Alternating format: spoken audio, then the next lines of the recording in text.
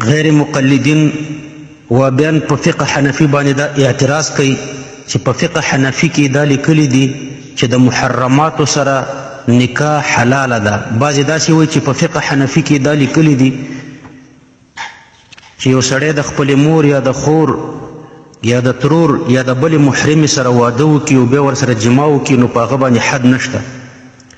ګورئ ورونو، په هندوستان باندې په برطانوي دوره کې چې کله د لامذهبو دا فرقه پیدا شوه نو د خپلو بادارانو د خوشحالولو دپاره د شهوت پرستۍ بازار ګرم کړو. د دوی غټ مصنف وحید الزمان لیکي چې بهتره ښځه هغه ده د کومې شرمګاه چې تنګه وي او د ډېر شهوت له وجې خولې لګوي او د جما په وخت کې د ډېر خوند نه اړخ په اړخ اوړي. لغات الحدیث صفحه 55. دارنګې نواب صدیق حسن خان او نواب نور الحسن غیر مقلد لیکي چې د 4 ښځو حد نشته. څومره ښځې چې غواړي په نکاح کې ساتلی شي. ظفر الامانی صفحه 114. په بل ځای کې لیکي چې زید مثلا د یوې ښځې سره زنا وکړه او د همدې مزنیې ښځې څخه یې لور پیدا شوه نو زید د دغې لور سره نکاح کولی شي. عرف الجادي صفحه 109. یعنی د وابیانو په نیز باندې د لورګانو سره نکاح جایزه ده. وحید الزمان غیر مقلد لیکي چې کوم سړی چې د خپلې ښځې سره په غیر فطري مقام یعنی دبر کې جما وکړي په هغه حد او تعزیر خو لا څه کوي انکار هم پرې نه دی جایز. هدیة المهدي جلد اول صفحه 113. بیا لیکي د انسان سره په دبر کې جما کول غسل نه واجبوي ځکه چې د غسل د وجوب هیڅ دلیل نشته. هدیة المهدي جلد اول صفحه 28. یعنی مطلب دا دی چې په لیواتت باندې غسل نه واجبېږي. وحید الزمان غیر مقلد لیکي چې د مراهق هلک او د مراهق جنۍ سره جما کول غسل نه واجبوي. همدارنګه لیکي چې د ښځې سره چې جما وشي تر څو چې د ښځې انزال ونه شي غسل ورباندې واجب نه دی. نزول الابرار جلد اول صفحه 23. نو اهل سنت والجماعت مطالبه وکړه چې تاسو د خپلو اصولو مطابق د دې هرې مسئلې دپاره صریح آیات او یا صریح حدیث پیش کړئ. عام خلکو هم شور جوړ کړو چې دا څنګه فرقه ده چې خپلې لورګانې ترېنه محفوظې نه شوې. د خپلو ښځو غیر فطري ځای یعنې دبر ترېنه محفوظ نه دی، حتی چې خپل دبر هم ترېنه نه دی محفوظ.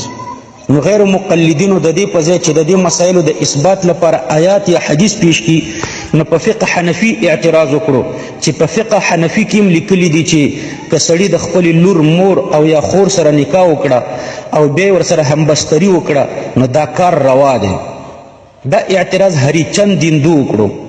نن سبا وابیان دا اعتراض اړی را اړی د هغه اندوقې خوري کوي. دا په الظفر المبین کې هری چند ابن دیوانچند کتري دا اعتراض وکړو.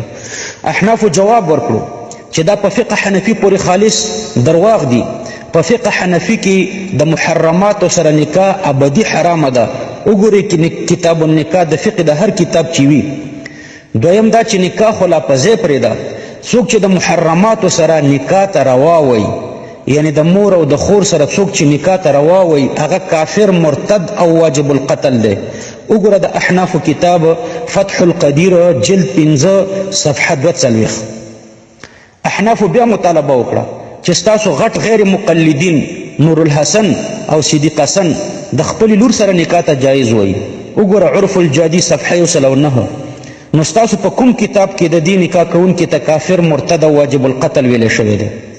مونږ خو د محرماتو سره نکاح کوونکي ته واجب القتل کافر او مرتد وایو. وګوره فتح القدیر جلد 5 صفحه 42.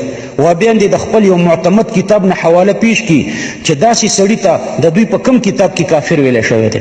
کله چې غیر مقلدین لا جواب شو نو بل اعتراض یې وکړو چې صحیح ده په فقه کې د دوی نکاح ته حرام ویلی دي او د دوی نکاح کوونکي ته چې څوک دی نکاح ته حلال وایي هغه ته کافر ویلی دي.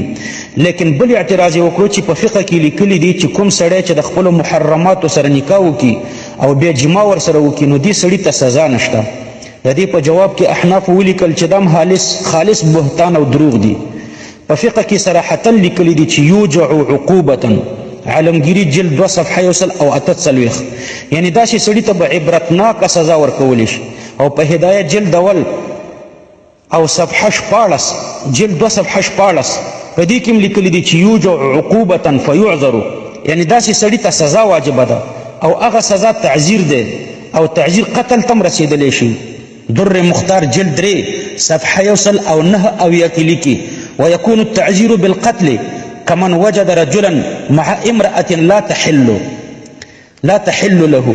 یعنی کله تعزیر بالقتل لکه څوک چې پیدا کړي یوه زنانه له داسې یو زناکار سړی پیدا کړي له داسې ښځې سره چې دا ښځه دې سړي ته نه وي حلاله. یعنی کوم سړي چې د خپلو محرماتو سره نکاح کړي وي د خپل مور او د خور سره، نو ده ته په فقه حنفي کې تعزیر بالقتل ده. نو دا په فقه حنفي پورې افترا ده چې داسې زناکار ته سزا نشته. صاحب د فتح القدیر فرمایي ويعاقب عقوبة هي اشد ما يكون من التعزير سیاسة لا حدا. یعنی ده ته به سخته سزا ورکولی شي د ټولو سزاګانو نه. فتح القدیر جلد 15 صفحه 40. غیر مقلدین چې کله لا جواب شو نو بل اعتراض وکړو چې صحیح ده په فقه حنفي کې دا نکاح حرام لیکلی شوی ده او د دې نکاح کوونکي ته چې دې نکاح ته چې څوک حلال وي هغه ته کافر لیکلی شوی دی او سزا هم ورباندې شته. لیکن فقه کې دې نکاح او جما ته ګناه نه ده ویلې. نو احناف لیکي چې په طحاوي شریف کې تصریح ده چې داسې نکاح د زنانم غټه ګناه ده. طحاوي جلد 2 صفحه 90 په هدایه کې تصریح ده انه ارتکب جریمة. هدایه جلد 1 صفحه 14 یعنی دغه 1514 یعنی دغه شخص د ګناه ارتکاب کړی دی.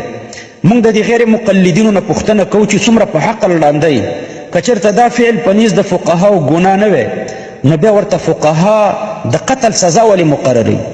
د دې ټولو دروغو څخه وروسته غیر مقلدینو بل اعتراض وکړو چې په فقه کې لیکلي دي چې څوک د خپلو محرمو سره نکاح او بیا جما وکړي په هغه باندې حد نشته. هدایه جلد 2 صفحه 14 یعنی که یو سړي له خپلو محرمو سره نکاح وکړه او غیر شادي شده و نو 100 دورې به نشي وهلی او که شادي شده و نو سنګسارولی به نشي. احنافو جواب ورکړو چې موږ داسې زناکار ته تعزیر بالقتل ورکوو او تاسو حد ورکوئ. او رسول الله صلی الله علیه وسلم فرمای البینة علی المدعی، دلیل د مدعی په ذمه ده. غیر مقلدین د حد دعوه کوي او اهل سنت د حد نه منکر دي، نو دلیل د غیر مقلدینو په ذمه ده. غیر مقلدین دی یو حدیث صحیحه صریحه غیر متعارضه پیش کی چې هغه په دې دلالت وکړي چې کوم سړی چې له خپل محرمې یعنی مور خور لور وغیره سره نکاح وکړي او بیا جما وکړي نو که دا سړی غیر شادي شوده وي 100 دورې به وهلی شي، که غیر محسن وي 100 دورې به وهلی شي او که محسن وي نو سنګسارولی به شي. لکه د غیر مقلدینو همداسې دعوه ده. نزول الابرار جلد 2 صفحه 298 کې لیکي چې څوک د خپلو محارمو سره واده وکړي د خپلې مور یا د خور یا د لور سره واده وکړي او بیا ورسره کورواله وکړي نو که دی محسنو دا به رجم کیږي او که غیر محسنو دا به 100 دورې والی کیږي. نو دوی د دې دپاره دلیل پیش کړي. د رسول الله صلی الله علیه وسلم په زمانه کې یو سړي د خپلې مور سره نکاح کړې وه. رسول الله صلی الله علیه وسلم دا سړی قتل کړو او مال لوټ کړو ورته. رواه الخمسه. ترمذی او ابن ماجه د مال د لوټ کولو ذکر نه دی کړی. د دې حدیث نه معلومیږي چې په دې زناکار حد نشته، یعنی دوری او سنگسار ورته نشته، یعنی د زنا حد نشته، بلکې دا سړی به قتلیږي او دا قتل تعزیر دی. صاحب د مشکات دا د قتل حدیث د تعزیر لاندې ذکر کړی، د حد لاندې نه دی ذکر کړی. عبدالله ابن عباس رضی الله عنهما فرمایي چا چې د خپلو محارمو سره جما وکړه قتل یې کړی. دا په یاد لرئ چې دا حدیثونه په مشکات وغیره کتابونو کې د تعزیر د باب لاندې لیکلی شوي دي، د حدودو د باب لاندې نه دي لیکلی شوي. غیر مقلدین دی یو اشتهار د رسول الله صلی الله علیه وسلم پسې هم شایع کی چې رسول الله صلی الله علیه وسلم داسې سړي ته ولې حد نه دی ورکړی، تعزیر یې ورته ولې ورکړی دی. احناف خو بعینه د رسول الله صلی الله علیه وسلم په حدیث عمل کوي چې داسې سړي ته حد نشته، یعنی 100 دورې او رجم ورته نشته، بلکې داسې سړی به قتلیږي. د غیر مقلدینو په نیز چې څوک د خپلې مور خور لور او نور محرماتو سره نکاح او بیا جما وکړي نو دې سړي ته به د زنا حد ورکولی شي، یعنی 100 دورې به والی شي که غیر محسنو، او که محسنو نو سنګساریږي به. لکه نزول الابرار جلد 2 صفحه 298 کې لیکلي.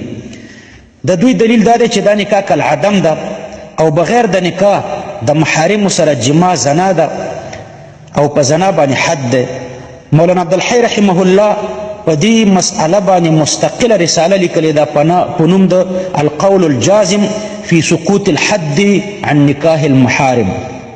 اوس موږ وایو چې د عقل خاوندان دې فیصله وکړي چې یو سړی چې غیر شادي شدی غیر محسن وي او د خپل مور سره نکاح وکړه او بیا جما وکړه معاذ الله نو د غیر مقلدینو په محکمه کې به دې سړي ته 100 دوري ورکولی شي، یعنی د زنا حد به پرې جاري کېږي او بیا به پرېښودلی شي. ځکه چې د غیر مقلدینو مصنف اعظم لیکلی دي چې ویحد حد الزنا من نکح بحرمه ووتی مع العلم بالتحریم. نزول الابراد جلد 2 صفحه 298. نو دا سړی به 100 دوري والی شي چې د خپل مور سره واده کړی دی. 100 دورو کې دا ژوندی پاتې کېږي، دا به بیا د خپل خور سره نکاح بیا جما کوي. نو د غیر مقلدینو په محکمه کې به بیا 100 دوري والی شي او پرېښودلی به شي. دا سړی به بیا د خپل نیا سره نکاح جما کوي. نو د غیر مقلدینو په محکمه کې به دا سړی بیا 100 دوري وهلی شي او پرېښودلی به شي، تر دې چې دا سړی به د ترور لور نیا بلکې د ټولو محارمو سره نکاح بیا جما کوي. غیر مقلدین به 100 دوري وهي او بیا به یې پرېږدي. د دې برعکس حنفي قاضي به دې سړي ته اولا سزا د قتل تعزیرا ورکوي، حد به نه ورکوي. نو په حنفي مذهب کې دې سړي ته سخته سزا ده، او که په لامذهبیت کې معاشره د حنفي سزا له وجې د ګندګۍ نه پاکه شوه، او که د وهابي سزا د وجې نه. لامذهب وابیان د حنفي فقه د دشمنۍ لپاره څومره دروغ وایي، څومره خیانتونه کوي او د څومره احادیثو نه انکار کوي.